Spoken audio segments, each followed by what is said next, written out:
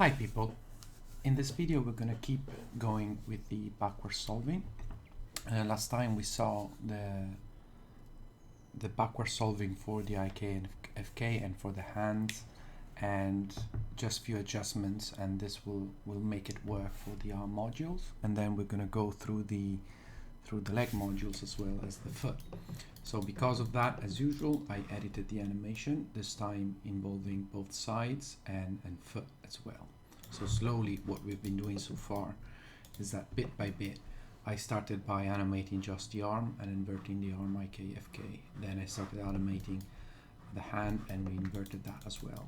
Now it's time to, consider the entire arm module that includes the clavicle and then move on to the leg. So this is the animation. You can see that the arms are moving and the foot is moving as well, the leg and the foot. The foot is bending here, so I wanted to capture and invert every single joint and every single animation that is happening here. So the foot here is going backwards, the ball pivot is rotating, and then moving forwards is rotating, and it stays like that at the very end. Okay, so let's jump into Unreal. Let's first have a look at the final result. So I have my skeleton here, I have my plane here. This is just a simple skeletal mesh, and now I'm going to add the animation. The animation, I want to use legs and hands, and this is how it looks. You can see that the animation does match. Okay, let me take that there.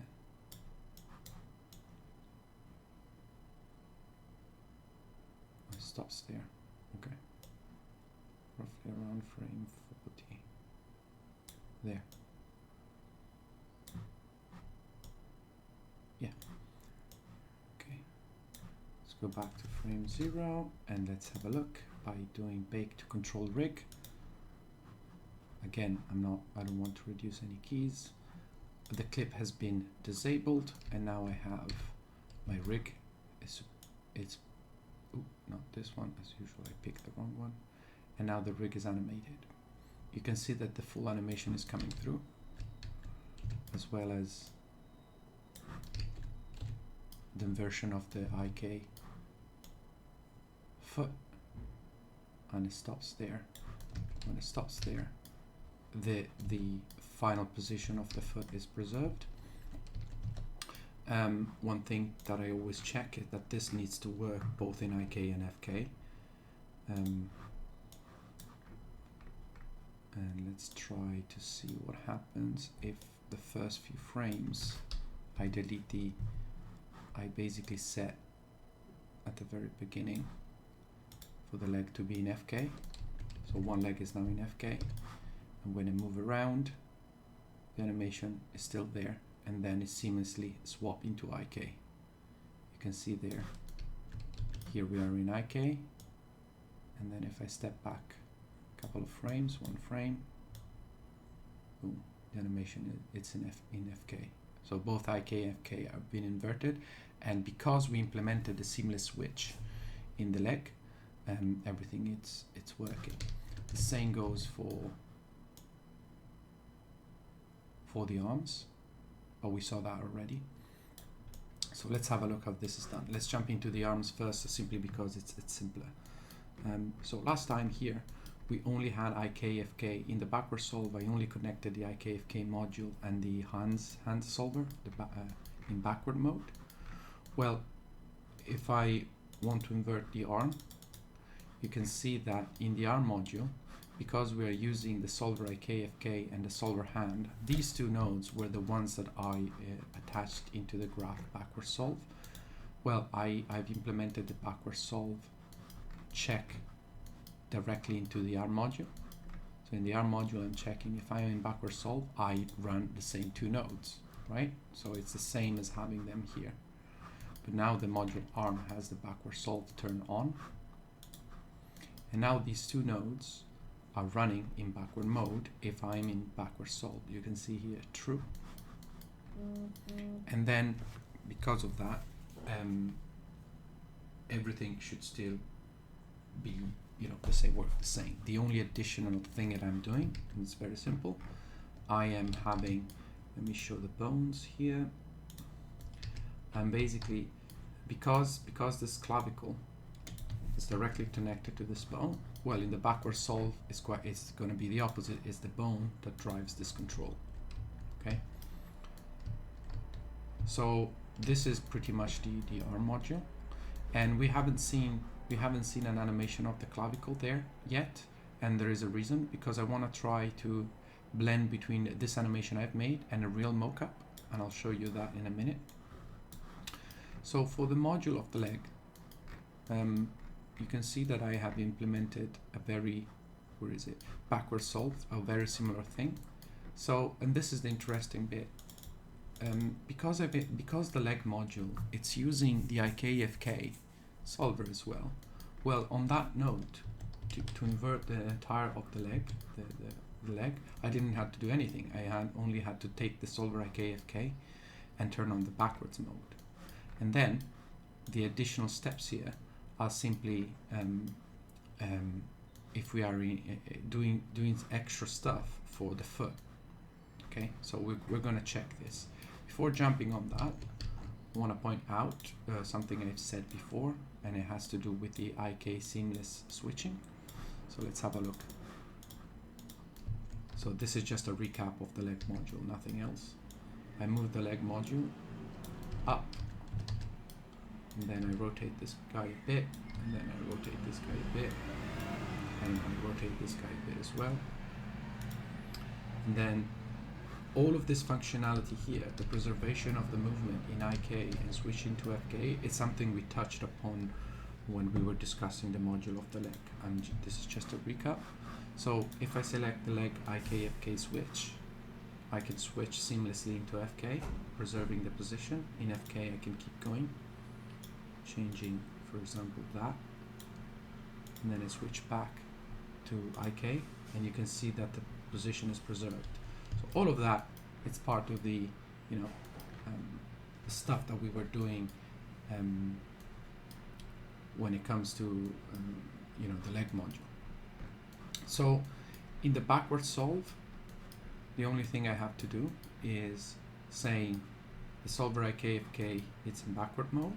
So this is the same exact work we did for the arm. So I only had to drag and drop the node and connect these things and turn on backwards. And for the backward solved, basically the additional steps for the foot basically are these. So I'm sorry for the noise behind.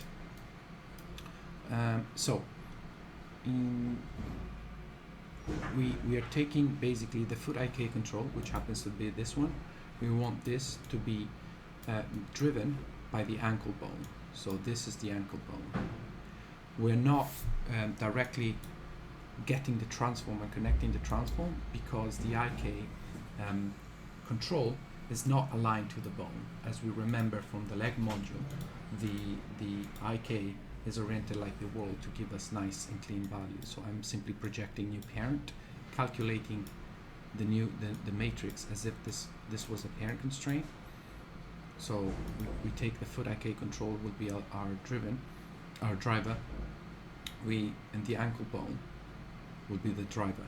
Sorry, the ankle bone will be the driver, and the foot IK control will be the driven.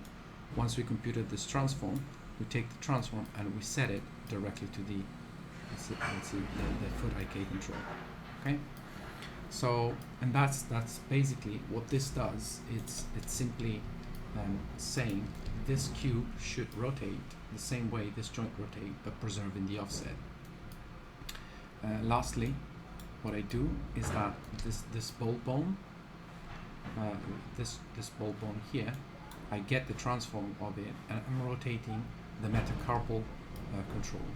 So let's switch this, for example, in FK. You can see that we have a metacarpal control. This is it. So this is the metacarpal FK, and this is the same corresponding metacarpal IK. So because of that, basically, I'm able to follow exactly the rotation of this bone and propagate that. This is the logic that propagates that to the controls. So in this way, we are implementing the backward solve. And that's pretty much it. You can see that by having the solvers on their own. Once I implemented the functionality backwards, there's not much else to do to invert an entire module that relies on IKFK, and just adding few nodes that are related specific to that module. In this case, the foot. In the case of the arm, is if we go back, this node here. Let's have a look. This node here, solver IKFK, backwards turn on, is this node here, exactly the same. Let me collapse those. Solver IKFK, backwards on, solver IKFK, backwards on, and then what's after that, it's the specific things that are related to the module. In the leg module is the foot. In the arm module is the hand plus the clavicle. So you can consider these are very specific to these three nodes, are the backward solving specific for the arm module, and these 5 nodes are the backward solving nodes specific for the foot. That's pretty much it. Now let's go back here because I want to try a thing. So let me get rid of everything here. So I have this animation here. This animation is a walk cycle, and this walk cycle, it's coming from a mockup that exists within Unreal. So it's actually the mockup from the mannequin, and I want to talk about that for a minute. This is the mockup. So this is the animation that is on the mannequin. In order to get that, if you don't have it in your project, you just need to add. You click to add feature content pack, and you get a third person, this one, and you say add to project. It will generate this folder, 1, 2, 3 folder, and this folder under animation, it will include that, but it will have the animation. Of course, this animation are animated on a skeleton that is not ours. So the thing I had to do were to remap this animation onto my skeleton. This is not really part of control rig, but I'm going to go through that again in case you guys want to follow along. So what we need to do now is take it's basically retarget this animation onto our skeleton.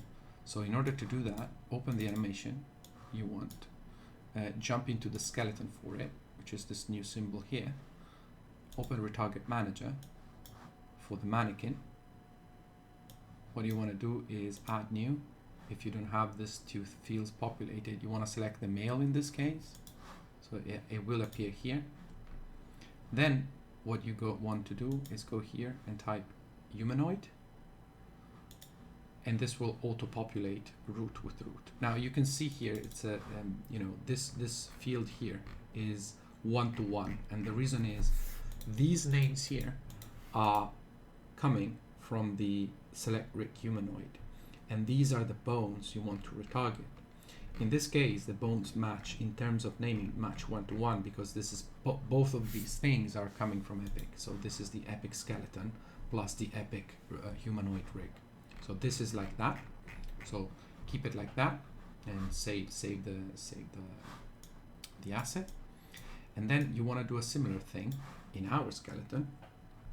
So if you go into character, you open the skeletal mesh again, you jump into the skeleton and you go into the retarget manager. In here you say add new, you pick the skeleton, it's already there because I already did it. You select the rig humanoid, but in this case you see that the bones are not the same. So spine happens to be the same, but clavicle have a left. So what you want to do here is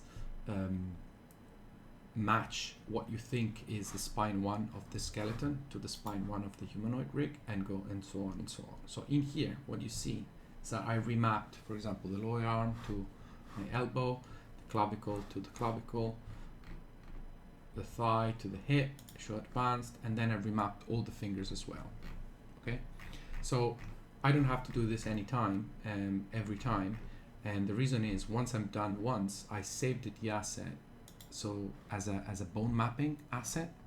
So every time I have to do it for another one, I'm using the same skeleton. I just simply need to load the bone mapping, and these fields will automatically be generated. So with these two things, now what Unreal allows you to do is take this animation,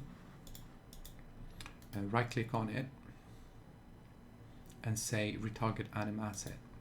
So what you want to do here is select, in here you want your mannequin, and here you want your rig. Once you click retarget, you can specify the prefix, the suffix, and change where these animation are saved. And once you click retarget, what you get, it's a new animation clip. Let's actually try that. And you can do this on multiple poses. So if I jump on, if I want to say, for example, the run, so this is the animation, right? If I want this animation to happen on my skeleton, let me change this. Let's put it into characters, skeleton, animation. Okay, I'm happy with this name, and I click retarget. You can see that this new animation has been created, and now I have the animation that has been retargeted. So this is a powerful way to see, to retarget motion. So one thing that could happen is that your animation look wonky and weird a little bit at the beginning, and you can find this in the documentation. But if it looks weird, and by weird I mean something more like that, where the bones are actually separated and there is some inconsistency between animation, it doesn't look too bad here, because it's it's very similar in proportions. But you can see that the bones are not following the geometry precisely. The geometry has an offset and the geometry is detached. It's because by default it's using the straight animation input. So what you want to do here is right click and say recursively set translation retargeting skeleton. So basically this will remap just rotation, and in the translate space of our character you can see that everything looks much better now, but we're not done yet. So you can see that for some reason I'm losing the animation for the pelvis, the up and downs, and as the documentation suggests in Unreal, you want to set the first bone, the pelvis, and the pelvis. Well, the first, if you had a root bone, you want to set it to animation, but if you want to have a pelvis, you want to set it to animation scaled. You can see that now we get back the ups and downs. So these are the retargeting option I've used. Anyway, so this is, let me save that. So now I have both a walk and a third person run. Why I've done this, it's because what I want to do now, and to check and stress a little bit the system, is now I'm going to have this animation here. This is our animation, and we saw that worked. So let me take up to frame 4, for example. Let me add the walk.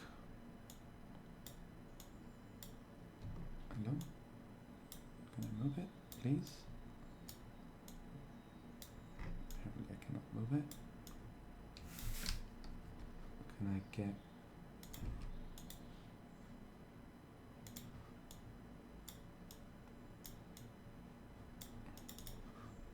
Sorry, what I'm trying to do is move this above, which I've done plenty of times, but apparently not today. Oh, Control C. Okay. Really annoying. Let me try that.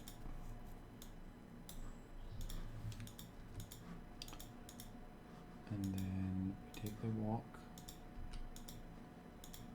And then we take another one, which is legs and hands.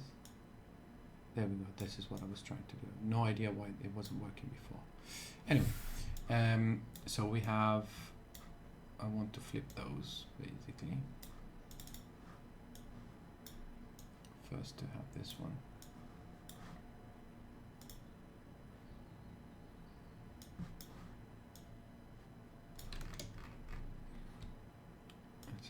here, and then I want to have the work. Okay, so for now we have 2 clips.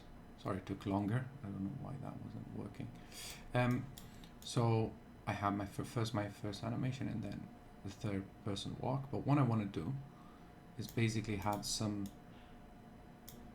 blending occurring. So I'm going to drag the things on top, and this, because sequencer works that way, basically what I have here is my animation blending into the walk cycle. Okay, and then it's full walk cycle. Just give it a little bit longer.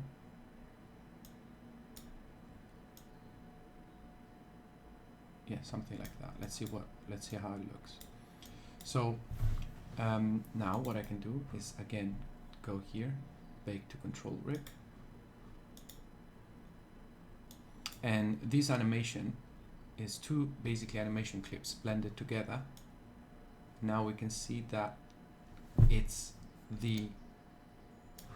it starts with the animation I've made, and then it blends back, but the animation is transferred to the control rig. Now this is exactly what I wanted to show you guys, and because I haven't implemented yet the spine, the eyes, and the head, the spine, the eyes, and the head are not coming through, and this makes perfect sense. So this is why I wanted to use a full mocap, because a full mocap includes animation of the spine, etc. You can see that everything else that I've implemented is coming through. So once we implement the spine, the neck, and the spine, the head, and the eyes, we should have this animation working together. You can see that now the power of control rig backward solving is that now this animation is not mocap anymore. The clip has been disabled. This is animation. It's keyframes on the controls, which allows me to manipulate the controls directly in engine, which is something amazing. So this is it. I hope you find this video interesting. Stay tuned for the next one. Bye bye.